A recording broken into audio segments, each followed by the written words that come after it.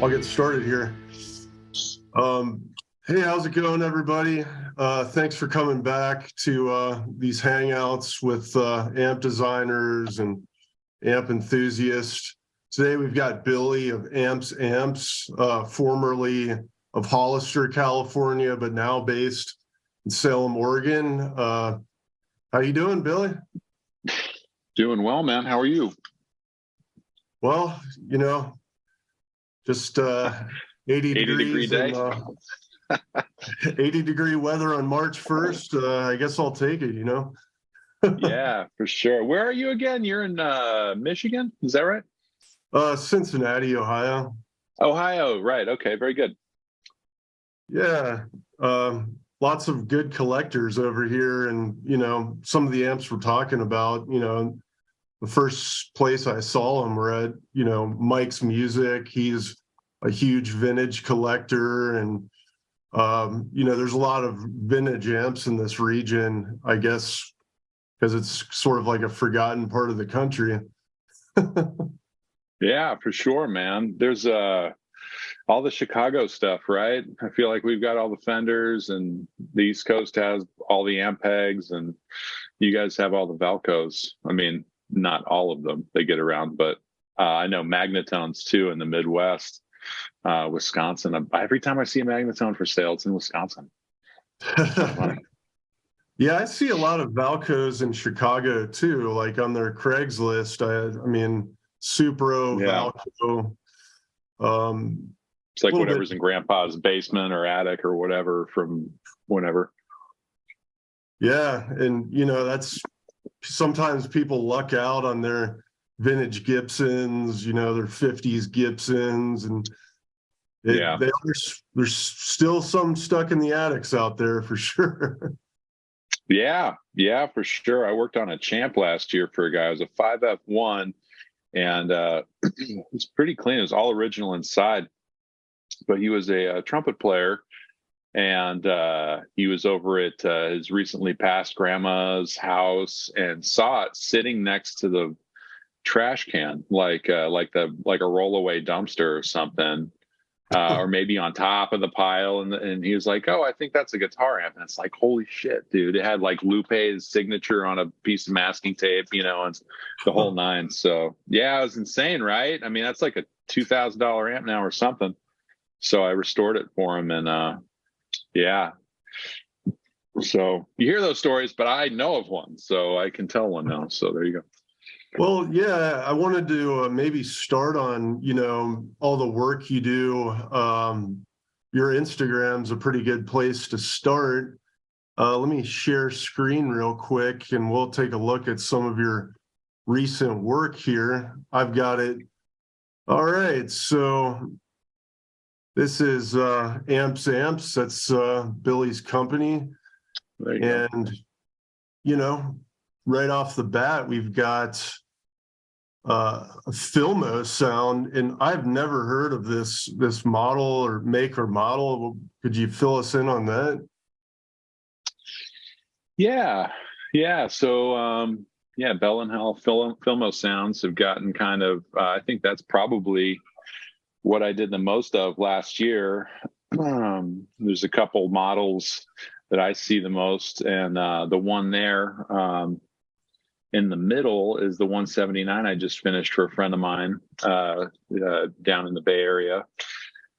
And I think that predates the other one, or is maybe kind of around the same time as the other one. So that one is the 179, and then there's also a 385. And I've done several of both. And it's kind of like a give the people what they want type thing. Like it's like, hey, can you do one of these for me? Everybody's really into them, and they sound amazing. They're super cool. I think it's the output transformer. I've serviced them, and I've also now begun to just gut them completely and put my own circuit in them. And really the magic, and hearing both a serviced one that sounds killer and, one with my own circuit in it, you really, it still sounds killer, and I think the output transformer in the tube format are really what makes those amps shine. I mean, you put a point to point amp in with with those components, and it's gonna rock. It sounds really good. So between the what the 179 there and then the 385 is the other one. I think that's like the Austin Hooks, Blake Mills, like all of those guys. And you see them like they're $1,000 or $1,500, like they're going for a lot of money now. So they can be found. A couple of friends of mine also on Instagram, I see just scoring them for nothing, so they're out there too. Another thing, even lesser known, a little more obscure, but keep your eyes peeled because they're great. Well, I mean, it looks like it's got a 5Y3 in there. It's got like the what's this 6SJ military grade, it looks like, but very big output transformer or a power transformer on such a small chassis. I'm gonna play it real quick, see how it sounds. Yeah, you could probably skip to the middle too. I think I kind of got into it. I just did like a live feed, noodling and shit, trying a few different things out. Oh, it sounds like we skipped to the middle and we've got like sort of like the cathode bias doing its magic. Yeah, that's the jam. Well, my first impression is it's super warm. And then it has like that kind of like spanky, kind of like tweed articulation to it. But it still seems to reside in, I don't know, it kind of reminds me of like one of those Gibson Skylarks a little bit, but what would you describe it as? Yeah, all of those things. I think my favorite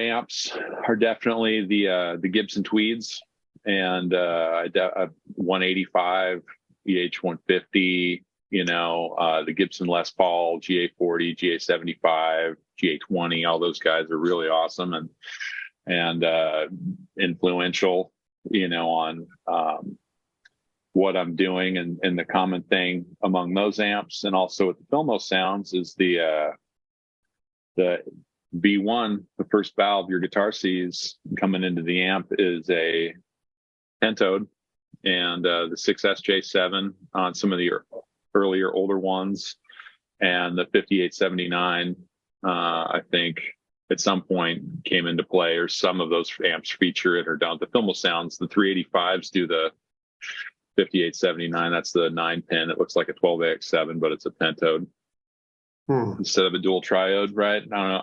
I'm assuming that if people are like watching this podcast, they're hip to all this. Oh yeah, yeah. The 5879 and the 6SJ7. Yeah, go ahead. So like what impact would it have with a pentode and V1? I mean, I know pentode is essentially just two extra screen grids added. Yeah. Does that, what effect does that have on like the circuit at that point? It's like a good question. I would say I honestly don't 100% know, just because like I do it. I keep an eye on the specs based on the data sheet for the respective tubes, right? I see the work that has been done before, and I know that those amps rock and sound killer. So I basically, copy that, and get it to work within the amps that I'm doing. So it's just one of those things where it's like, I know that it works. I know that it sounds killer. It does something. I would say I first got set on the pentode thing. I had a Vox. It was the Heritage hand-wired 50th anniversary AC30 from 2007 or whatever. And they had that has the EF86 channel. And I was like, holy shit, it sounds so amazing. It's so unlike any other AC30, like modern production that I'd ever played. Sure. And then I saw that, pedal platform amps and V1 being pentodes, and I just started looking into it. And I started getting asked to do the Filmo sounds, and then you just hear this thing that's like it's the issue you run into at pentodes is like they will be microphonic, so you have to kind of go through a bunch of them because some of them are just like, I'd say 1 and 3 are usable, and the other ones just run away squealing when you turn the amp up. So especially mainly in V1, but anyways, so they give this thing to your tone. I would say they give it like it is kind of a microphonic thing, but it's a very resonant, open, smoky kind of, I don't know what you would use to describe it, but you can hear it. And I think that's kind of, as far as why and all of that, I just know that it does and take it from there, My buddy took some time to show me that he designed an amp with a pentode triode switch in the phase inverter, and he took a moment to show me the difference through a harmonica, and it sounded like the triode had like earlier breakup. It was a little gainier, and then when he switched to pentode, it sort of just cleaned everything up, sort of balanced everything out. That's really the only thing I noticed. Is it seems like a little bit of a gain differential and a little bit cleaner with a pentode. Yeah, one of the things, it's funny that you say that. So one of the things that came up, and it's been a while, and again, like I said, I just kind of take it for granted that it does what it does because it's just by my ears or whatever. But I do remember at some point reading like that perhaps off of a pentode, it's a full wave or more hi-fi, or it's like the full signal, and it's not just like clip to hell like from a triode, right, where you're amplifying X amount with a plate, a screen, and a cathode, right? You have the extra filaments, and somehow that lends to a more robust and full tone, which, I mean, again, I'm being completely untechnical, and I'm sure there's people out there, what a hack, oh my God. But hey, man, all I know, it rocks. Like, does it or does it not rock? It rocks. I do it, and, follow the spec sheets and make sure everything's, cooking right. But yeah, anyways. Well, I resonate with that philosophy. I've heard that. Yeah. Does it or does it not rock? Let your ears tell you, don't ask why, just play, shut up.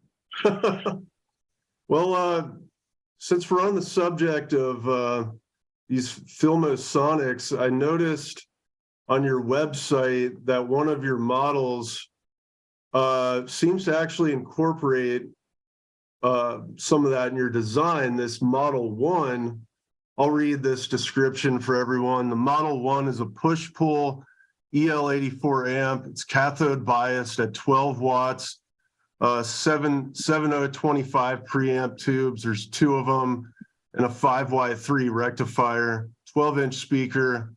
It's described as British meets Tweed / Filmo Sound 385 vibes. Volume and tone controls, compression chime, early breakup, and this one's a combo. But let me share the screen on your YouTube, and we can actually hear the Model 1 real quick.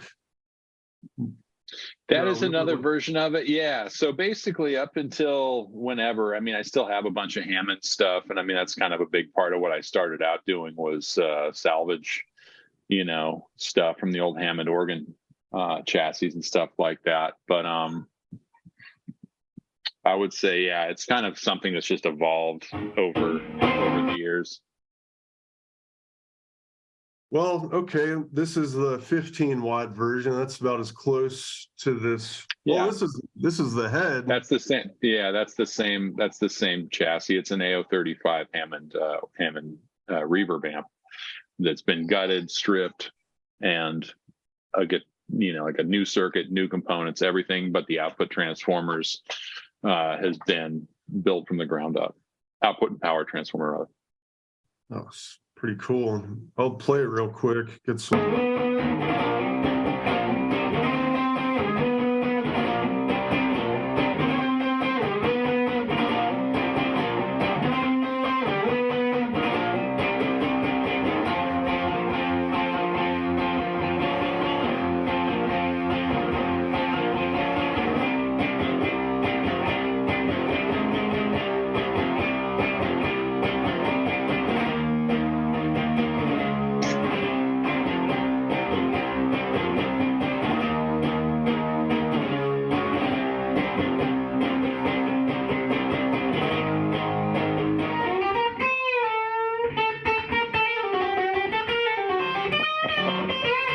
Hot licks. My face is melting. Dude. That's my buddy Steven. He's I always, I'll tell you, it's the one thing about moving up to Oregon from California. Like, the best part of what I do is, like, I definitely enjoy playing amps when they're new off the line, and it's super gratifying to hear your work like that. But Sure. it's always when you, like, bring it over to the guy who bought it or you fixed it for or whatever, and they sit down with it and you get to just stand there and listen and, close your eyes. It's the fucking best, man. Like, cause everybody's a better player than me, but like, and you get to hear them really, like, do their thing, and it's like, oh, cause you don't know what it can do until you really have someone, like, do it, so. Yeah, man. Like, I think, you're one of the few designers I know that's taking, like, the vintage route, and that's we need more people in that wheelhouse, because there's a lot to be said about, a tone like this, that it's kind of like, thick and compressed low end, that it gives it like that squishy, like, vintage rock and roll kind of rhythm sound, and then that searing, liquidy lead, and it's all. This is 5Y3 rectified, right? Mm-hmm. Yeah, that one is, I believe, for sure. So you got the compression. It's kind of my favorite. It's like an inefficient rectifier, but it, like, that's what kind of gives it the magic. And that I always think of, like, the classic 70s Neil Young kind of tone. I think that most people can relate to. I hear early Stones, like, Yeah, 50s, 60s era Sticky blues Fingers. players. Sure. Yeah, 100%. Well, those are all tonal points of reference. Yeah, and like, there's so many. There's a huge, market of musicians that play in that style, and they, instead of getting a Magnetone, they could, get one of your amps, and it would be perfect. Hello. Yeah, you're telling me, man. That's what I've been saying. So, okay, should we take a look at the 18-watt version? Let's see here. So I'm just gonna zoom out to the 30,000 foot view on my amps. Like, basically, they're very similar. It's essentially, so we talked about the Watkins Dominator. The other one that I've, like the Model 2 Supra Thunderbolt inspired, right? And the thing that kind of comes with all of those is it's a paraphase phase inverter. That's like the thing, it's like, by the way, here's my favorite thing, or the thing that I've incorporated that seems to be the biggest differentiator tone wise. And then it's just varying. It's kind of like Fender did, right? Where you have the same AB763 circuit, but then you just change how many power tubes does it have, how big are the transformers, so it's very similar. Some have EL84s, some have 6V6, some have 6L6, so it's like, how much power do you need? And then I've just kind of refined it over the past 4, 5, 6 years now to, where everything, layout and component choices and whichever transformers I'm using or whatever. All of those, I think, in fact, on the YouTube, those are from like 2 or 3 years ago, and those are all Hammond organ chassis. Is it challenging to get new old stock, components, resistors, caps, things like that? It's not, I don't know what I'm going to do about it now. I know, what's funny is that it's like all that stuff. There's so much of it out there. And I think if you look, you can find it, and it's expensive. And sometimes you can just know where to look and get it super cheap, and I know a lot of people who do both. And I was very lucky to have a good friend of mine, Russ Brown. He was in Belmont, California. It's basically, I don't know, half an hour south on the peninsula from San Francisco, on the other side of Half Moon Bay or whatever. But he was he's a Hammond organ tech. He fixes all the B3s and A100s and all that stuff for that area. And he would often have just a ton of killer parts and stuff that he was not going to use because, all the old spinets. And so that's I would take all the stuff that was lousy for organ, but awesome for guitar. And, so I'm going to have to figure that one out while I'm up here. And I think mostly going forward, and with builds that I do for other people, unless they specifically ask for it, I'm generally using all new, like all, Mallory 150s,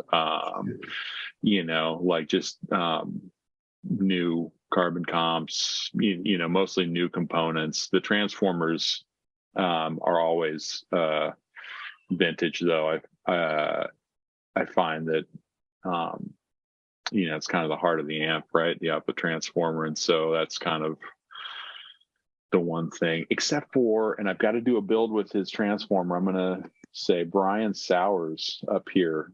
I met him last year and bought a transformer from him, and he's really kind of getting a lot of positive reviews because he's a genius with the stuff and makes really awesome transformers that sound just like the vintage ones because he does them exactly the way that the vintage he did an interview on that Truth About Vintage Amps, so I would point people to that to listen to him.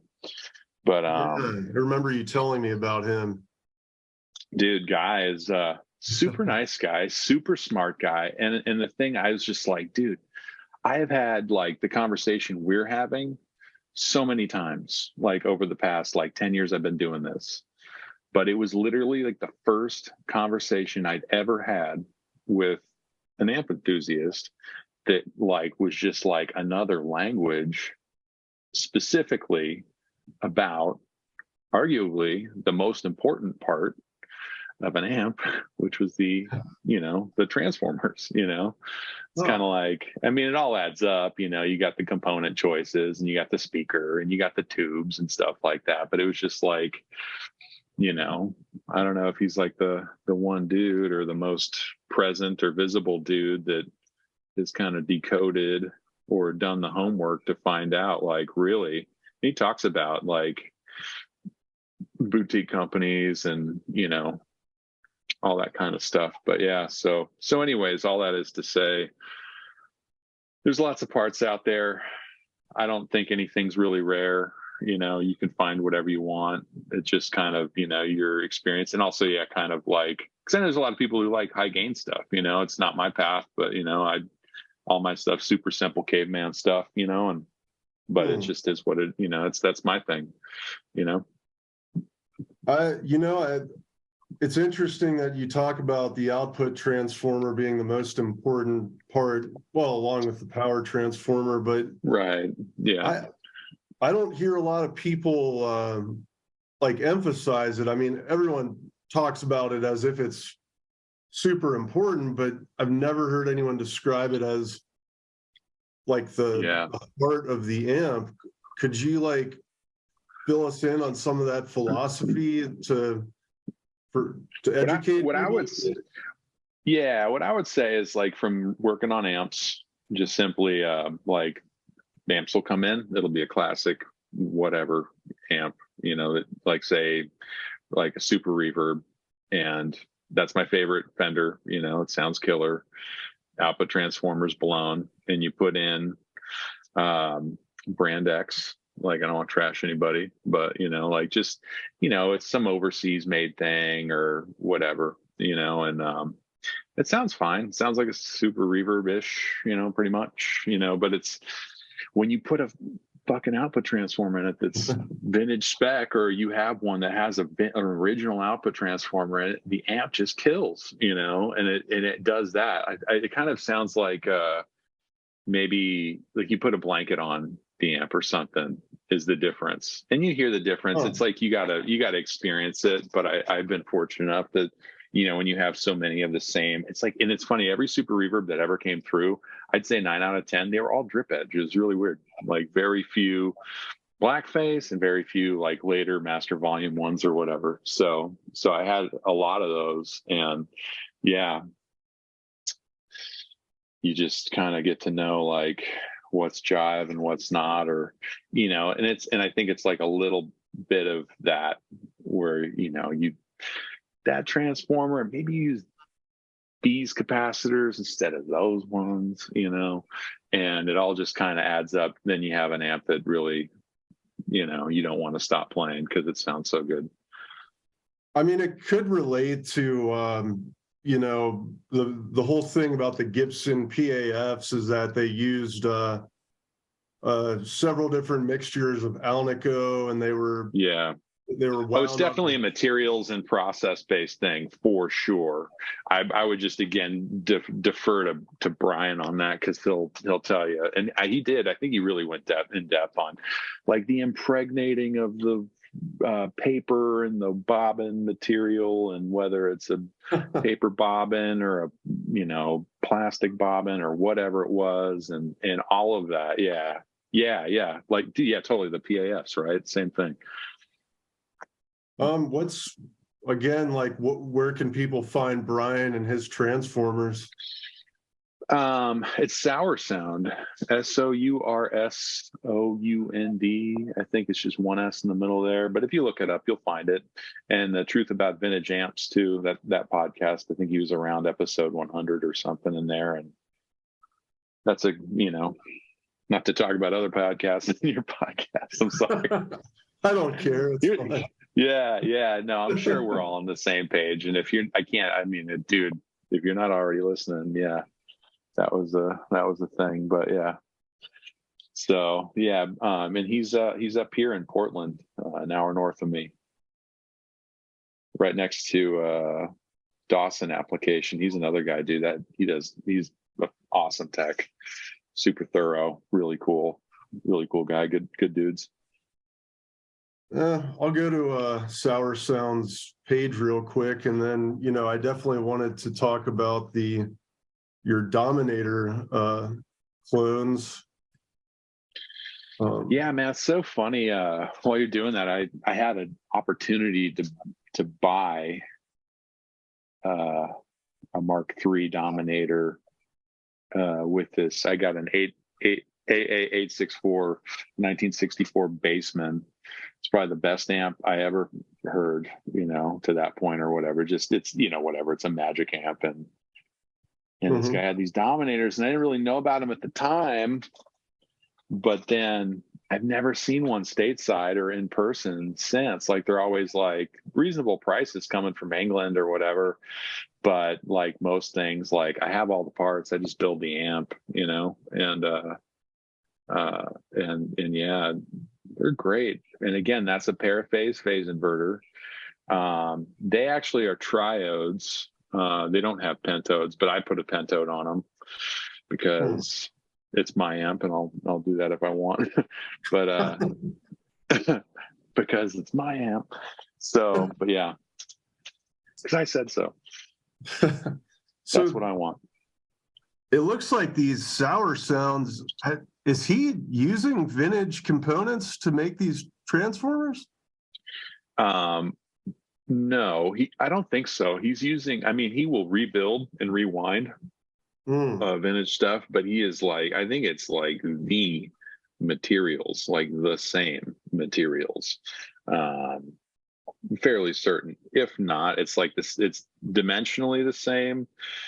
And I know he's like, I think he talked about like, yeah, you get a blown one, you just take a Sawzall to it and you see how they built it, and then he just diagrams and specs it out and does it exactly like that. And Yeah, it's nuts. Everybody's, I think he builds all the transformers for Benson. I know there's a number of Hmm. guys doing similar stuff to what I'm doing that are using his stuff. It's kind of like he's the new. I know Mercury Magnetics was like the thing or is the thing, but he's kind of like the thing now for I think specifically, like like the vintage 50s, 60s type vibe amps.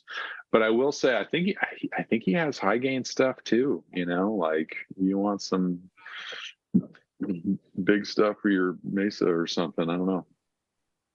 I'm trying to find something high gain. It looks like all these are Fender based, but Yeah, it looks like he does custom wound yeah, transformers, I guess. So yeah, yeah. And I think he has a lot of that stuff that's just not in production. It's like he could if you wanted to do it, and he will custom wind you something like that. But yeah, I don't know. I don't want to speak too much on his behalf. I would just encourage people to check it out. Let me tell you what Brian's going to do. Let's talk more about Brian and less about me.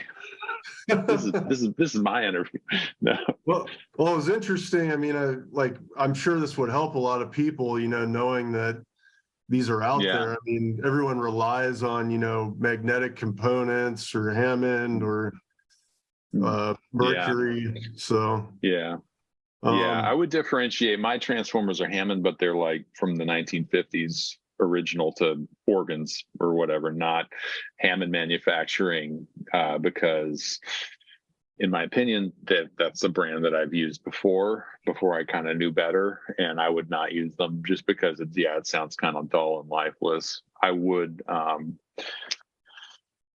say, yeah, if you're looking for new stuff, give Brian and again, it's like, it's Brian's a dude in Portland doing this, he's not a huge company yet or something, sure. support your local peeps. Well, your Dominator inspired model, is that the model? Is that the Model 2 or which one? No, I mean, That would be the Model 1. oh, the Model 1 But is, again, they're both pretty much, they're not the same amp, but the difference is the Dominator is an EL84 amp, right? The Model mhm. 2, that's a Model 1. The Model 2 is a 6V6 or 6L6, either way, right? So again, it's just like, here's an example. Like if you have models, basically I'll build you whatever you want. As long as it's, I say no reverb, no tremolo. I mean, whatever, I've done Princetons and stuff like that for people too, but I like the simple A to B, single tone, single volume, like I think I looked at like maybe 10 to 15 parts total, just let the guitar go through into the speaker the shortest route possible. So with this, the Model 2 being 6V6, 6L6, would you get sort of like a tighter feel with 6V6 because like the plate voltages are running hotter, and then maybe there's like a looser feel because there's a little bit of headroom with the plate voltage on the 6L6? Or is that it's not a huge difference. I would say, yeah, maybe a little bit earlier breakup with the 6V6, and then with the 6L6, it's a little fuller, like I've done bass amps like that for people. It's a 25 to 30 watt. And again, it also depends on whether, are we talking solid state or are we talking tube? Are we talking 5Y3, 5U4? Like what's your rectifier? How big are your filter caps? Like that kind of stuff too, so I can really dial it around, whatever is being looked at there.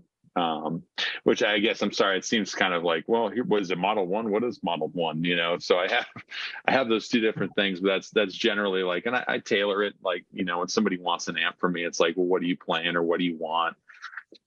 And so I just kind of go on that. Like I've made a Model 2 that was like like for a lap steel player. So I really emphasized the clarity and the high end and headroom and stuff like that. And then I also made one for a guy who plays kind of like, stoner rock kind of stuff. And, Oh, cool. yeah, you know what I mean? So it's like I love all of the above, and I can make this format work for you however you want. And then again, too, if you're into the Filmo sound thing, like I can do a Model 2 with the pentode in the front end. So the guy that So does stoner rock, those guys, like their big amps of choice are like the Mad Amp, the original oranges, and like the Sun Model Ts. Like what kind of application were they using your Model 2 for? Were they slamming it with an overdrive, or how did they get yeah, I think what does sound? he have? He's got I think one of his main things is a swollen pickle. So Hmm. and with that, like as far as taking notes from uh kind of more towards the Supro Thunderbolt, Blackface Bassman, kind of specs, and looking at those circuit choices, as far as like you know, the biasing and all that kind of thing. Um, with filter caps, I mean, obviously, maybe obviously or not so obviously, I would assume that you're using, Spragues or F&Ts or something like that. Yeah. If you're Yeah, F using and T's Restyle, mostly, it becomes yeah, for sure. All the anything power related is going to be like, that's kind of like bulletproof, rock solid, best quality, whatever you want to say about it, 2 watt metal oxide, like whatever. So yeah, that's delivering the high voltage through the amp as opposed to the guitar signal path. Yeah, I tend to use still new components. I like the Mallory one. Man, Mallory 150 sound good to me. I like those. I've used Jupiter, Orange Drop, all the Mojo, hmm, this and that, Sozo, and I kind of feel like the boutique stuff. I mean, it sounds good. It sounds fine, but it's like super expensive. Like I don't get it. I mean, I get, if you're hand making them and stuff and whatever, but Mallory 150s, they're like $1 a piece, couple bucks a piece, and it delivers yeah. value to the owner or to the player, and sounds good to me. It doesn't sound like, 25% is good because it's 25% is expensive or something. Have you ever checked out Hunt's tone caps? I have not. No, So those never are heard of them. in the early Watkins models, they were using Hunt's tone Oh, capacitor. really? Yeah, yeah. That's I'll shoot. interesting, man. I would be cool. I would like to check. I know about the mustards and so on. I'm a big fan of the Sprague 418s. They're like the black ones they're called Black Beauties. They're not the Bumblebees. I know those are super leaky, but the Sprague Black Beauties that were in the 60s Gibson stuff, they I like throwing those in an amp every once in a while if it's like a personal or requested or whatever, because they just have something to them that's a little more like, I don't know, like upper mid range. Who knows? Mm. It's hard to really say. You would hear it though. you know. Here's the Hunts right here, and then I'll go to the Sprague Black Beauties. But yeah, like the Oh, red dig. ones. Um, Okay, dude, that's cool. uh, Get a these are bag of the ones. those. That's the ones that are in the Okay. Joker. Oh yeah, dude, the fucking Joker, man. Oh my god, the Dominator with a copycat. And with more quicker breakup. Yeah. Uh, Yeah, who was that? So after we spoke, I ended up BSing back and forth with Joe Barisi, and was like, Huh. just all about that shit on Instagram. I was like, oh, hey. And, we talked and he was explaining that too. There's more of like a compression. I know if it's a rectifier.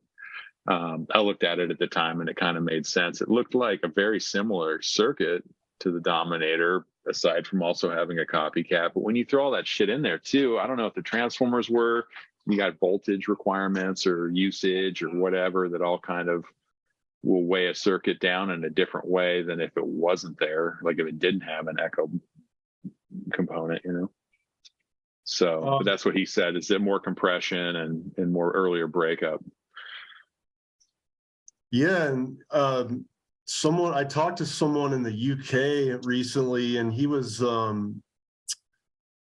let me get this straight, because it's actually like kind of interesting with he had like a failed copycat, and he had to measure some sort of value that isn't common to get this thing running. I've got it like I'll get it in a second. I'll just chop this out, but let's see. I don't know if it was MU is the measurement he was using for inductance, but sure, he was like scratching his head to try to figure out how to repair that, because I guess with the Joker, a lot of times you're not going to get the copycat working, and let alone like finding tape for it. So right.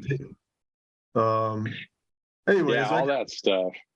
It's kind of like, I found with like vintage stuff too, it's like you almost need to be like a guy, like, I guess maybe like Barisi, or definitely like Barisi. He's a professional that does it for a living, that is connected with the people to get that shit running tip top. It's like, it's like me having a classic car. It's like, you need a guy, that can handle that shit for you, and make it perfect, that's connected, to source the right parts, and all that kind of thing. So did you pretty esoteric, Did you reach out to Barisi about Watkins, or like a Mesa Boogie question? I don't fucking remember. I think he might have. There was something. I'd have to look back at the conversation. It was a little while ago, but yeah, he posted something, and fuck, it was like it was about.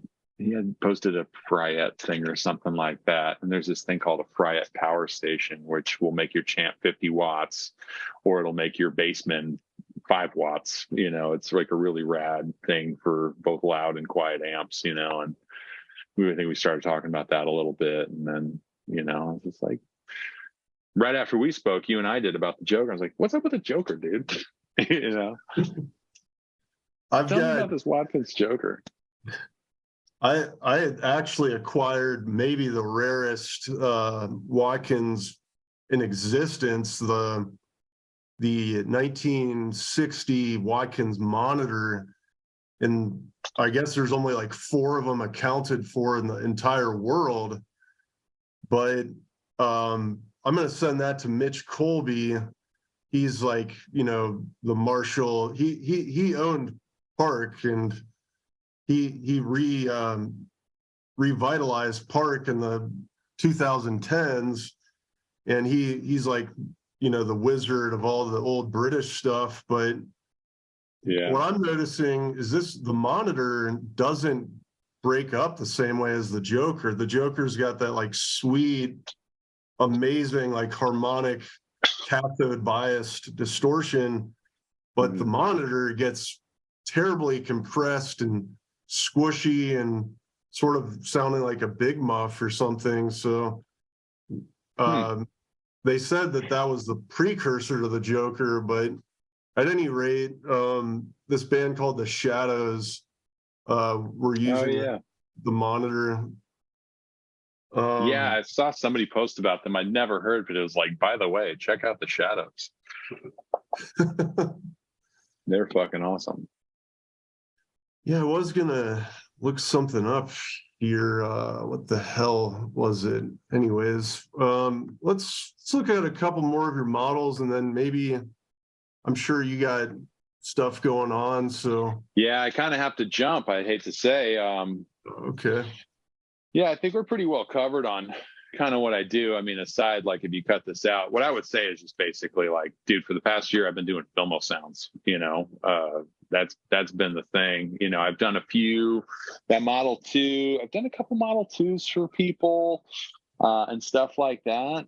And it was mostly repairs, but I've been off for like, I haven't done shit for like 4 months because I moved up here in November. Late November, we started packing up. In early December, we moved up, and I've just kind of been doing other things and getting settled up here, so I haven't really done anything, in a little while now, and I'm just getting going again. But yeah, the stuff on my website is kind of like examples of what I can do for product on the website, as a reference of what I've done in the past. But for the most part, dude, it's like Filmo sounds fucking galore. And and the little guy there, it's like a Moviola MagnaSync kind of reimagined in that format with a like a new, I think those were I don't remember what transformers I used in those. I think it was like a Hammond power transformer and some other kind of single-ended deal. But it's just kind of like, most people usually hit me up with like, hey, can you do this? And I'm like, yeah, or no, I'm never going to do that. Stop bothering me. Would you want to do, like an earlier Dominator sort of? Yeah, dude, 100%, man. Yeah, I would love to do that. I've thought about it in the past, but I kind of, I went from just building amps just to see what they'd sound like to like, I only will kind of do stuff. If somebody wants something, then I'll do it for them, and that way it's a little more focused, and I just don't go put myself in the poorhouse building and having like 30 amps that I can't all play at the same time, I got to show you this before we go. Have you ever heard of El Picos? If I have, I think it was something you told me about. That is rad. Yeah, this was early Beatles. Paul McCartney still uses this to write, I guess, but this would be like the 18 water right here, another 18 water, but this El Pico AC 55 or the AC 52, it's like 3 or 4. Oh no, wait a minute. So right here, it's 3 EL 84s, probably a 12 AX7. So it's kind of like a poor man's AC 30 type. I think so, but this thing like breaks up beyond belief after 11 o'clock. I mean, before it even hits noon, you're getting saturated. It's almost like the tweed thing. Oh yeah, it's like a tweed. I'd love to see a schematic for that. It's like a darker kind of tweed with more of like a British voicing. It sounds incredible. The Kinks use this on You Really Got Me, and he even got more breakup. Of course.